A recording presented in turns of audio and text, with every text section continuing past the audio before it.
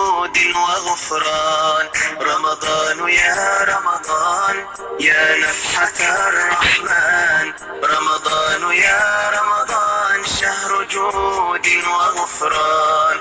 كل عام يأتي زائر ليته دوما يطول، دائما يحمي البشائر كلنا يرجو القبول. أنت فيك الخير ضعفا، فيك تحقيق الأمان،